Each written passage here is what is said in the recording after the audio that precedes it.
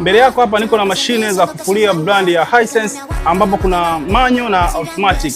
Nataka nikuelekeze tofauti kati ya manual na automatic, maana watu wengi wanakuja kuchanganya, anakuwa anahitaji mashine ila ajui anataka mashine ya namna gani.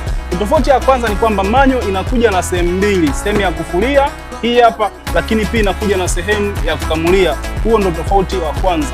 Lakini ukija kwenye automatic inakuja na sehemu moja tu ambapo kila kitu kinafanyika hapa, kufua, kukamua, kusuza, kila kitu kinafanyika hapo. Lakini pia manual ni kwamba hii inakuja na selector zake hapa, yani inahitaji usimamizi pale unapofanya mchakato wa kufua. Lazima uweke maji, uweke sabuni, lakini pia lazima uchange gia zako kwa ajili ya kumwaga maji. Lakini kwa automatic inachofanyika ni kwamba ukiweka sabuni, ukiweka maji, ukiweka nguo, kila kitu ukishairuhusu ifanye kazi, ukishaiwasha, ukisharuhusu ifanye kazi, kila kitu itavuta yenyewe maji, itafua, itachanganya sabuni na kumwaga maji machafu. Yani kila kitu inafanya